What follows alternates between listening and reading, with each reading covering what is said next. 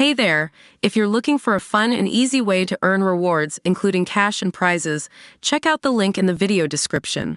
Socialism is what a Labour government does, pronounced Herbert Morrison, one of the titans of the Clement Attlee administration in the 1940s.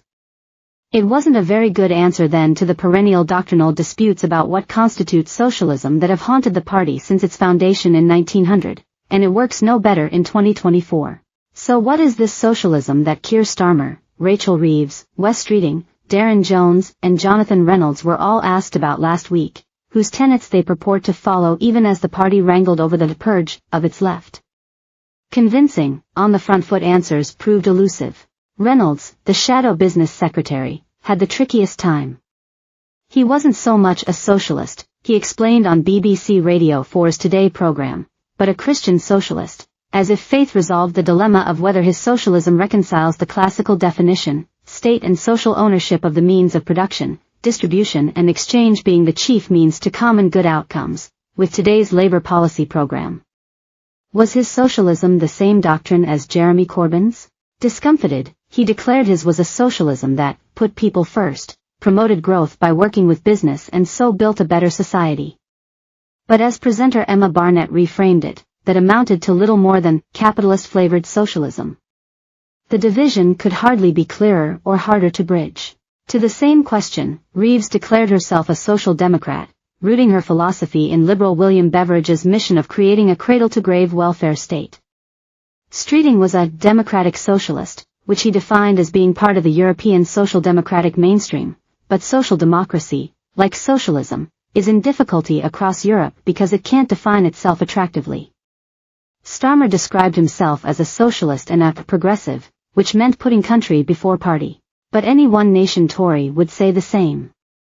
For his part, Jones said he rejected labels and simply replied he was proud to be Labour and a trade unionist. All of the answers were serviceable, but all essentially defensive. The difficulty is that socialism is a loaded term representing a doctrine in crisis, which, beyond a small band of socialist faithful, too many find both menacing and unappealing. Menacing because socialism closes down individual freedoms and aspirations. Unappealing because state monopolies are inefficient, snuffing out the growth, innovation and embrace of the new that comes with capitalism. Left-wing leaders have to square a seemingly impossible circle, assuring party activists they are socialist, but defining it in a way that means they won't threaten freedom, suppress business, or unleash inefficient state monopolies.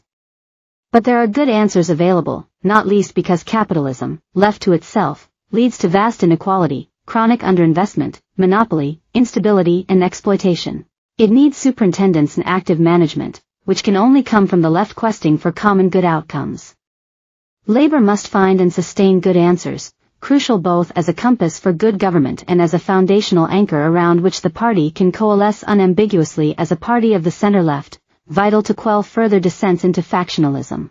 Start with Attlee's answer in 1954, which not only turned the provocation back on the questioner, but retained the moral cutting edge that makes socialism, or more accurately the ethic of socialism, compellingly attractive if expressed correctly. A devotee of William Morris, Attlee inspiringly invoked Morris's view that socialists believe in the kind of society where there is fellowship for all. You can't get that in a totalitarian society. You can't get that while there's great inequalities of wealth.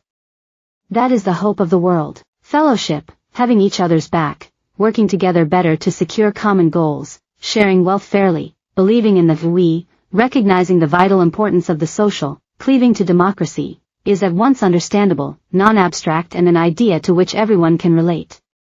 It is fellowship, as I argue in my new book, This Time No Mistakes, How to Remake Britain, that imbues the ethic of socialism with its force, and which does not need to translate into rampant statism. That was well understood by Tony Blair who, in the run-up to the 1997 general election, went one step further. He